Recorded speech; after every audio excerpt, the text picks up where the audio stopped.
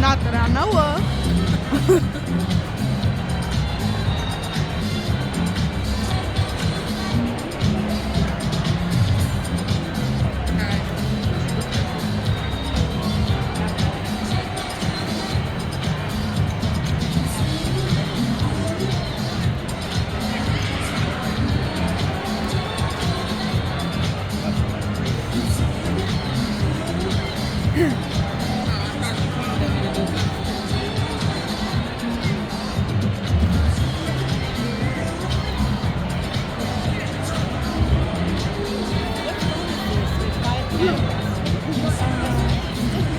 I don't know. It's my mom's. It is. I just don't know which.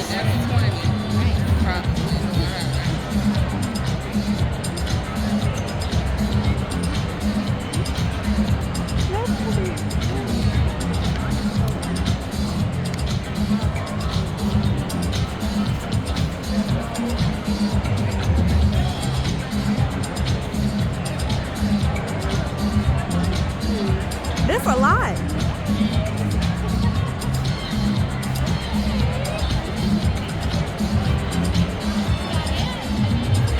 I got 3 different phones. That's a lot. This is too We are much. pleased to welcome to the Lily Main stage, This Is What Healing Looks Like, presented by Makita Moore and Roberta Lytle. Hello, hello everybody. How's everybody doing? Welcome. We are going to go ahead and get started. I want to introduce to the stage Miss Makita Moore and Miss Roberta Lytle. Let's give them a warm welcome. Hello. Hey everybody. Trying to get adjusted in this seat. No accidents. Get comfortable. All right, are we ready for some real conversations, everybody? All right. All right, so today we're gonna dive a little deep. We're gonna get a little deep and we're gonna talk about some tough conversations. We're gonna talk about relationships. We're gonna do a old school versus new school. Roberta's gonna give us the old school view and Makita's gonna give us the new school view. So ladies, go ahead and tell us a little bit about yourself. All right, I guess I'll go first since I'm old school. Man. Yes, old school in the house. Yes. No shame. Represent. You know. Okay, my name is, I gotta bring it back. I gotta stay focused now. Okay, my name is Roberta Lytle. I am 55 years old. Thank you. And, I'm sorry, I just told a tale. I don't even know where that came from. I am not 55. I am 58. My bad. Having a senior moment. I was like, that's the old school. But okay. So I am 58. I am newly single, but not ready to mingle. I am the mother of 3 adult children, Brandon, Quentin, and Constance. I am the grandmother of 11 children. I have a great grandbaby. I am a certified Christian life coach. I specialize in assisting middle-aged women who are ready to move into their next chapter. I am also the CEO and founder of a nonprofit organization that is in memory of my biggest fan, and it is called Dorothy Johnson, My Biggest Fan, and that was my mom. Let's see. I'm an author. I got 6 books. That's about it. No, it's not. And you have my bad. I have a new project. I am actually a TV host. I have a TV show, and it is called Living Life with Lulu, and it is actually featured on the AOT TV channel. So you guys download that. It comes on Tuesdays at 7 o'clock. So check that out on your smart TVs. You can go to ocp.network and download it and check me out on Tuesdays. I think that's it. She forgot to mention she's also a nurse, but we'll go ahead and bypass that. But yeah, check out AOT TV. I'll let Makita go ahead and tell us a little bit about herself. Hi everybody, I am Makita Moore. Wow, I've been doing this for a long time. and I still get nervous every time this mic gets in my hand. So I am a mother of 5. I am a licensed realtor in the state of Illinois, soon to be the state of Tennessee as well. So I'm not here just yet, but just hold your horses because I'm coming. I'm an author, I'm an international motivational speaker. I'm the CEO of Invisible Daughter, which is a publishing company. I am an author of 17 books. 13 of those books are under my publishing company, Invisible Daughter. I am also the founder of the Art of Transparency not-for-profit organization, which is a touring company. We tour all over the world telling our story, which is some of what you'll get today. And then I am the co-founder of my daughter's, which is 12, she's only 12 years old. I am the co-founder of her foundation, which is Kaya Moore Foundation, and they deal with anti-bully, anti-drugs, and anti-violence. And then she's not a gem. She's right in the front too, so y'all can talk to her later. Yes. She's a little shy though. She is. And as Luberta mentioned, I am the owner of AOT TV channel. So I have my own channel on OCP network, and it is an inspirational network, and it plays 24 hours a day, 7 days a week. But I also have a show. I have 2 shows. You will catch the Art of Transparency running its reruns. We are not doing that right now. Season 3 does not start until probably the first of the year. And I also have a TV show called Storytime with Makita. So check that out on Saturdays at 12. I am kind of a little upset right now because I'm on the stage and I'm not watching my own show, but I'll get over it. You'll catch the replay. Yes, it's playing right now. This is the premiere of that show. This show just started. So that's pretty much all that I do. I'm sure it's something I forgot, but we'll deal with that later. And just so you guys know, find us at booth 1015, which is in the back, okay? All right. Great job. And I forgot to introduce myself. I am Timothea Reed. I have the privilege of working with these 2 wonderful ladies. I am also an author, and I am starting into the content creation, so working on that, okay? And we are LMT, L for Luberta, M for Makita, and T for Timothea. Catchy. Woo. We love it. All right. So you heard that we're all authors. So ladies, tell the audience what your favorite book is and why. I have to say my favorite book is actually my first book. It's called Heal the Hurt. And this is what gave me the title of author. It is really, it's my life story. It's the good and the bad and the life lessons that I've learned over the last 50 years of living. I think when I wrote this book, because they always talk about, when you go through something, it's really to help other people. But I can really truly say that this book has truly helped me in my healing process. So again, as Makita has stated, after we get finished, make sure to come check us out at booth 1015, and we have our books available. My favorite book is also my first, because it allowed me to have the conversation with my father. The name of my book is The Letter from the Invisible Daughter. And again, I got 17 books. I don't have all 17 here because I didn't want you to be any, mini, mighty, mo when you come to 1015. But the first book allowed me to have that deep conversation with my father. I wrote my father a letter at the end of each chapter of this book, and it allowed us to have conversations about how I felt, how he felt. And what I took away from that is something that I hold dear to my heart. Being a mother at 14, I hold dear to my heart. Motherhood didn't come with instructions. You didn't get an instruction manual when you had a baby. They just handed you this baby and was like, see you later. So you never got a manual. And my father told me one time, he was like, well, I knew your mother would take care of you, so I didn't think that I needed to be there, right? And a lot of times, we don't know the other side of the story as to why somebody wasn't there the way that we thought that they should have been there for us. So that's why The Letter from the Invisible Daughter is my very favorite book.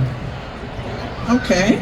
Now, it's really wonderful that we don't look like what we've been through, because if not, baby, woo, Yes. we would be a hot mess. So both of these great young ladies and myself, we have been single moms. We are teen moms as well. So tell us a little bit about your experience as a single mother. Ooh, for me, I was 14 when I had my first child. It was challenging because I had my first child in 1980, so it was not as common, I should say, or as acceptable as it is now. So being 14 and trying to maneuver just being a teenager, that's hard enough. But then literally I was thrown into motherhood and I was thrown into becoming an adult. So I had to grow up quickly. So literally me and my son, we grew up together. So in addition to becoming a mother at 14, I had another child at the age of 16. And I know a lot of people were like, well, she knows what causes that, just stop doing it. But, things happen, we make mistakes. But what I had to do, I had to truly kick in my drive and my determination. And that was really the force that helped me get through high school. I did graduate because I already felt that I had been labeled by society as being a teenage mom. I was already a statistic, and I did not want to be a high school dropout. So I had to do what I needed to do to make a better life for my children, and I'm still doing that even with my children being adults. I still strive to be, and it does get worse, but I really strive to become better, to become a better mom, to become now a better grandmother. So I am an example to my children, because right now I'm looking at, I'm leaving a legacy. So I want to make sure that I leave the best possible legacy that I can. But yeah, like I said, being a teenage mom is not for the weak. It's not for the weak. Or even being a single mom, most definitely. So old school versus new school, right? So I too was a parent at 14 years old, but I cannot say that my babies were a mistake, because I was looking to, I guess, heal a trauma that I didn't know I had, right? Not me. I was looking for love in all the wrong places, and I was like, I'm gonna have me a baby, and I did. And then when that baby didn't heal the love that I was yearning for, I went and had me another one. So I was a mother of two by the time I turned 16. My daughter's birthday is literally 3 weeks before mine. So by the age of 16, I had just had a baby, a second baby. But I graduated from high school a year early with honors. So I'm not that statistic. Yeah, thank you. That's a huge accomplishment. Thank you. I did some college, but I know college wasn't for me, and I've been on an entrepreneurial journey since then. I know that my job is to reach others. I knew that a long time ago. So going back to the legacy part of it, I absolutely have to leave a legacy, because at the end of the day, a lot of times we weren't taught that. To leave a legacy. My mother's thing was go to school, get an education, and that's that. My father, on the other hand, was like, no, you can be an entrepreneur. So I leave that with my children. Like, whatever you want to do that, right? So my daughter now, which is 12, she has a totally different parent than my other children, because I was very young, had to grow up with them, right? Whereas now, being an adult, having a child, she has her own business. She has her own foundation, because I know that if I raise them up in the way that they shall go, they'll never depart from that. That's a little word, but we're going to leave that there. Move on. Take that. No charge for that one. Alrighty, and little shameless plug, she also has her products here today, the little one. Guys, there are some ties available also, bow ties, regular ties, watches. Y'all come on by and see her too. Lip gloss, I got some on, it's awesome. Get you some. All right, ladies, let's get to the good stuff that the people want to hear. We told them that we were going to talk about relationships. Woo-wee. So, what are your thoughts on relationships? After all that you've been through in life, how do you look at relationships? Well, as I stated, I'm newly single, not ready to mingle. But even with me making that comment, I still believe in love. I do believe in love. That's been challenging for me because in the beginning, I did not believe in love. But I've been married twice and I've been divorced twice. But I can honestly say now that even with being married twice, both of my ex-husbands, they married the same person because I did not change. I've always been this strong, independent woman, but you have to become a different person when you get married because it's not about you, it's about us. And I didn't do that. I just continued to be Liberta. Liberta wanted to do what Liberta wanted to do. Liberta wanted to live her life. She didn't want to compromise. And so that did hurt my relationship. So at least I can say with this divorce, I have actually taken time to work on me. I've taken the areas that I'm weak in. I'm learning, I'm growing. So literally, I do believe that I will get in another relationship. I'm just not in a rush to get into that relationship because I know there's still some work to do, because I want to make sure that the next time I get in a relationship, I can be in that relationship at 100% mentally. And that's hard because you have to look at yourself in the mirror and you have to own some stuff. And so when you look at yourself in the mirror and if you're not happy with the woman or the man that you see, then you have to make some changes. And it does not feel good. And so the biggest change for me, I can actually say, is self-love. Because I thought somebody else was going to be the person that loved me and would make me feel better. And that did not happen, and so I was devastated. I couldn't comprehend it, I couldn't wrap my head around it. But now, I realize that it starts with you. If you don't love yourself, if you don't have that self-love, you cannot expect anybody else to do it for you. Because for one, you don't even know what it looks like, and you don't even know what it feels like. So it starts with you, so I'm gonna give them fair warning. If and when I decide to, get back out there in the dating scene, that I hope you're ready, because I might not be what you want, but we can try. But like I said, it starts with you. You have to change your mindset. You gotta love on yourself, and you gotta own some stuff, because that's the only way that a change is gonna come. So yeah.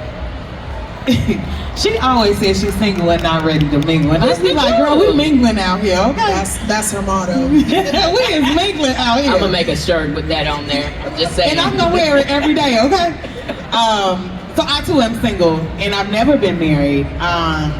But I absolutely want a husband. It's crazy how this interview always kind of goes back to something that we have already talked about. And the whole strong, independent thing, I want to be like, baby, did you put gas in the car? We need to change the bathroom. Did you pick the floor? I'm tired of making decisions. I don't want to make another decision. I'm good. Like what we doing today? So absolutely, I am 100% in belief of relationships can happen and you can find your person. You just have to take that real slow before you just jump out there. We're not playing double dutch, because I'm still kind of like, I'm still trying to jump in because I ain't never learned how to play. So for me, absolutely, I still believe in it, and absolutely I want it. But going back, I did have to, do some mirror work. Because, I would look in the mirror, I am who I am, and if you don't like it, that's too bad. And they was like, oh, you sure right. it's too bad over here because I don't want it. So I had to do a lot of mirror work, right? Look in the mirror and have those tough conversations with yourself. They say don't talk to you, but who else gonna tell me the truth? Because 9 times out of 10, everybody don't even know your truth. So if you don't have those conversations with yourself, who's gonna do it? I had to have tough conversations with Makita and tell Makita, you was wrong for that and you need to change that, right? So with all of that being said, absolutely. Husband, if you're in the building, You right there. I'm right here because I will move, okay? I live in Chicago, but I will move for a real relationship, okay? I'm just looking for companionship, maybe, I think. I don't know. I'm a little confused right about now.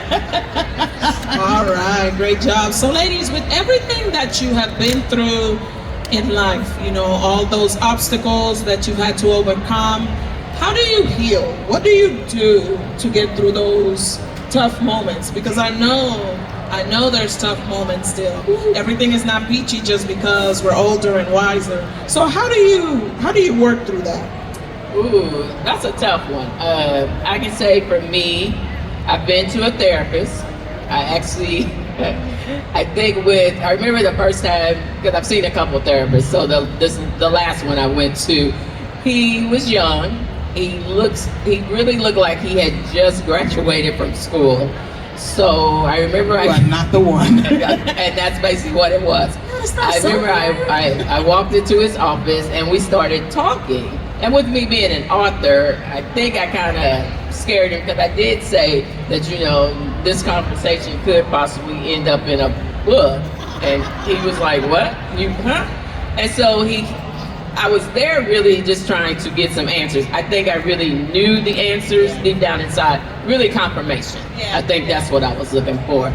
So we talked, and so he gave me some ins and outs. And so then of course he was, you know, with the textbook answers, he told me about some medication, in which I told him, I said, you know, it's something that I don't want to do because I've been diagnosed with depression, but it's always been something that I just fought my way through.